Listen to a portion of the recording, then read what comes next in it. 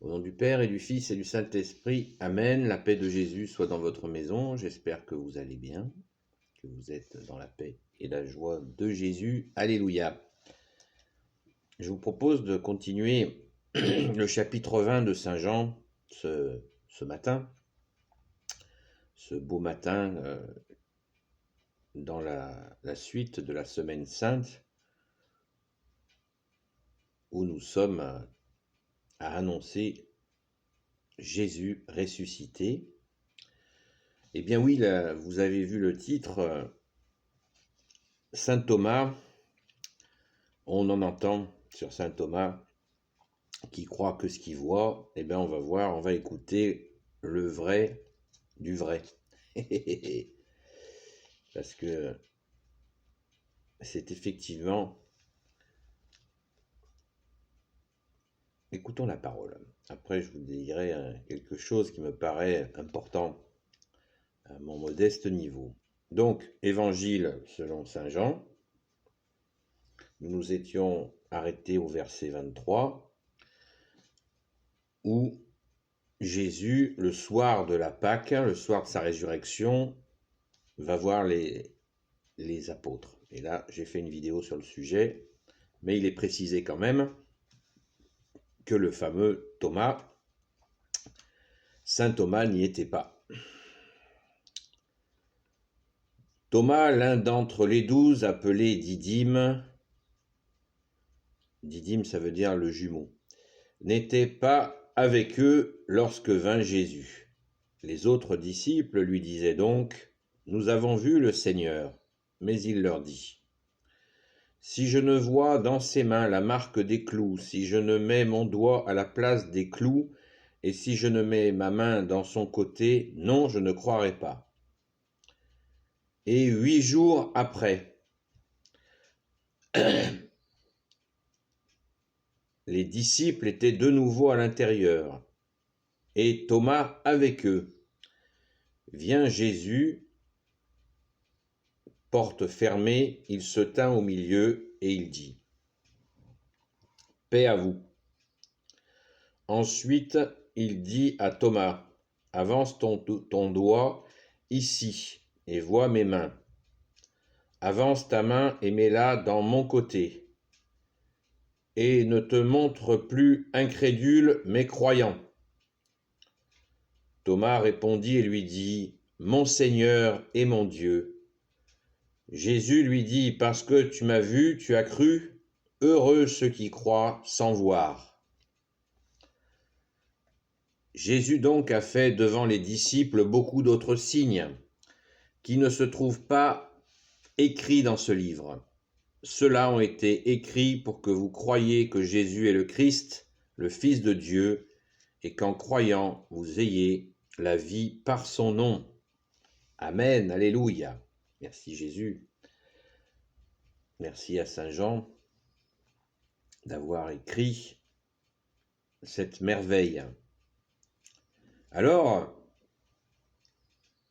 petite parenthèse,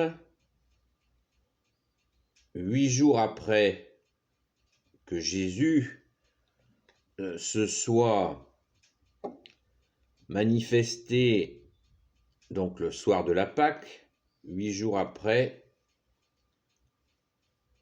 Jésus revient, donc 8 jours, vous voyez, on a 8 jours pour où on dit il est ressuscité, il est ressuscité. Donc c'est intéressant de se rappeler de ces 8 jours, parce qu'il est fort probable que ça vienne de là, qu'on ait ce temps de 8 jours où on annonce Jésus ressuscité pour fêter Pâques. Hein. Sinon, on le fait toute l'année, évidemment. Alors revenons à ce brave saint Thomas qui a eu Jésus, et ça c'est très important à réfléchir, à retenir. Quand il avait dit à ses collègues apôtres, il leur avait dit, moi de toute façon, si je vois pas les blessures de Jésus, je ne croirai pas. Et Jésus n'était pas là quand il leur avait dit ça. Il leur avait dit ça quand il n'était pas à la première rencontre du soir de Pâques, comme il n'y était pas, quand ses collègues apôtres l'ont retrouvé, ils lui ont expliqué. Et comme ils lui ont expliqué, lui, il a fait le mariole et il a pas cru. Donc Jésus n'y était pas à ce moment-là, on est bien d'accord. Eh bien, Jésus l'a entendu. Et moi, je retiens ça. Jésus l'a entendu. Puisque 8 jours après, Jésus lui dit, viens voir par là, on a des choses à se dire. Et là, il répond à sa demande d'incrédule. Et là, Jésus apporte cette notion qui est fondamentale dans la foi, c'est le principe de la foi même, croire sans voir. Et oui, Jésus, nous ne l'avons pas vu. Plein de gens l'ont vu, notamment à cette époque. Ça, on en est certain. Mais nous avons, par définition, nous croyons, pour ça que ce que nous ne voyons pas, par définition, justement, le chrétien veut dire celui qui écoute, pas celui qui voit. Alors nous devons être très prudents par rapport à tous ceux qui ont des visions, parce que les visions sont très souvent proposées par le diviseur, le diable, l'ennemi des âmes. « Ah, j'ai vu ça, je vois ça sur toi, j'ai vu ça sur toi, blablabla, blablabla. » Non, nous croyons sans voir, c'est la définition même de la foi. Je crois. Croyant, c'est celui-là, c'est celui qui croit, sans voir.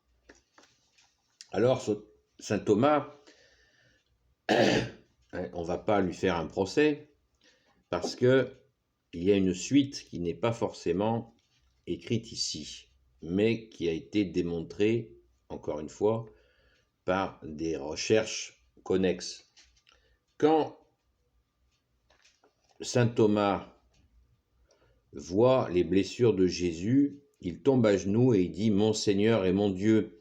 C'est d'ailleurs une phrase très célèbre qu'on utilise dans l'Église quand nous recevons l'Eucharistie, que c'est pas moi, que je vous invite à prendre au moins un genou à terre, pour ceux qui le peuvent, bien entendu, faut pas être stupide,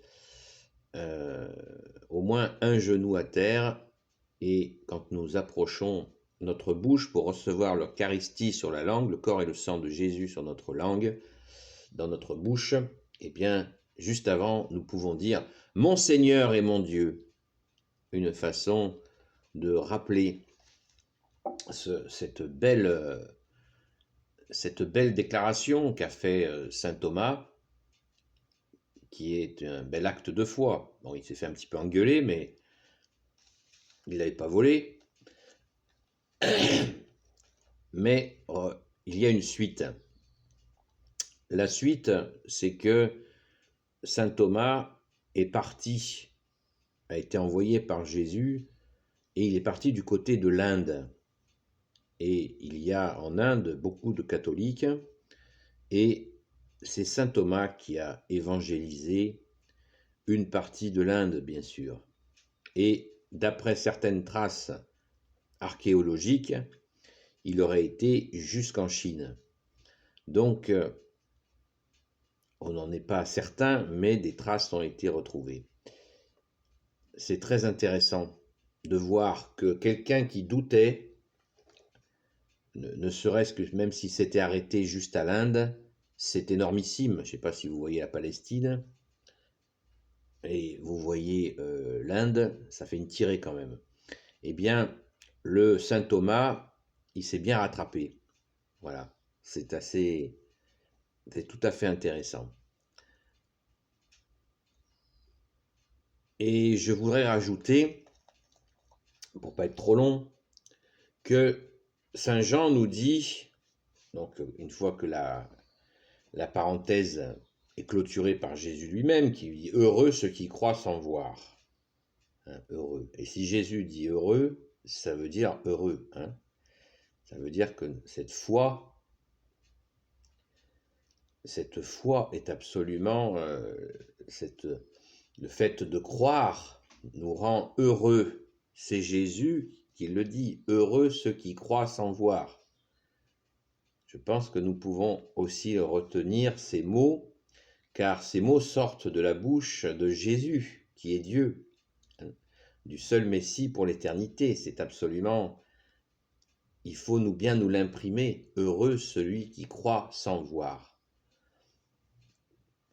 Et je me répète, ne vous fiez pas trop à ceux qui voient. Pour cette raison-là, parce que Jésus a dit, heureux ceux qui croient sans voir. Voilà. Donc ne cherchez pas non plus à développer ce fameux troisième œil dont parlent certains. Ce ne sont pas la question, ces questions-là sont très souvent, il y a le malin qui se met dans ces histoires-là, donc soyons humbles et surtout heureux de croire. Ensuite, un autre aspect qui me paraît très important à noter, c'est la fin du chapitre 20, où Saint Jean lui-même nous dit que Jésus a donné plein d'autres signes. Il nous met du sel là, hein, il nous fait saliver. Eh bien, on doit se contenter de ce que déjà nous avons qui est grandiose. Alléluia, merci Jésus par ta grâce. C'est quand même quelque chose, je peux le redire, parce que moi ça m'intrigue. Jésus donc a fait devant les disciples beaucoup d'autres signes qui ne se trouvent pas écrits dans ce livre. Ah, on aurait aimé en avoir un peu plus, hein. Ceux-là ont été écrits pour que vous croyiez que Jésus est le Christ, le Fils de Dieu, et qu'en croyant vous ayez la vie par son nom. De faire des synthèses comme ça, le Saint Jean, waouh, franchement, il nous régale. Voilà, donc c'est magnifique, c'est absolument magnifique. Jésus leur a donné d'autres signes, bon sang, quels signes. Allez, soyons sages, comme je viens de le dire, quand nous cherchons trop de signes, n'oublions pas que le malin peut nous faire des signes aussi et nous égarer, donc contentons-nous déjà de la merveille que nous avons et soyons tout à fait tranquilles que si Jésus souhaite nous montrer quelque chose de particulier, eh bien il le fera parce qu'il nous aime et il ne cherche pas à nous ni à nous provoquer, ni à nous faire tomber, mais bien à nous fortifier dans la foi, qui veut dire la confiance en lui. Amen. Béni soit le Père, le Fils et le Saint-Esprit. Amen. Ô Jésus, toi qui peux tout et qui portes tout, toi le Sauveur, toi l'Emmanuel, je te confie toutes celles et ceux qui regarderont cette vidéo, ainsi que leurs proches selon ta sainte volonté. Sainte Marie, Reine des cieux, toi l'Immaculée Conception, toi qui écrases le serpent, toi qui as la lune sous tes pas. Saint Joseph, toi le juste et le saint, toi le sage, toi la terreur des démons, toi le saint gardien de la Sainte Église catholique apostolique, qui veut dire l'Église des apôtres. Sainte Marie-Madeleine, notre chère sainte patronne, et vous tous les saints et saintes amis de Jésus, Saint Michel Archange qui est comme Dieu, Saint Gabriel Archange, Saint Raphaël Archange et tes anges guérisseurs, et vous tous les anges qui servez Jésus, je vous confie toutes celles et ceux qui regarderont cette vidéo ainsi que leurs proches selon ta sainte volonté. Ô Jésus, la paix de Jésus soit dans votre maison, n'oubliez pas les pouces en l'air, commentez s'il vous plaît, commentez, n'hésitez pas à commenter, et bienvenue à toutes celles et ceux, les nouvelles et les nouveaux abonnés qui débarquent. N'hésitez pas à faire des suggestions si vous avez des demandes de sujets de vidéos. Non pas que je sois en capacité de répondre à tout parce que je ne sais pas grand-chose, mais des fois, certains m'ont demandé des vidéos que j'ai pu faire, merci Jésus, par ta grâce, et qui ont servi à bien d'autres frères et sœurs dans la foi ou en humanité. Merci Jésus. Alléluia. La paix de Jésus soit dans votre maison et à très vite.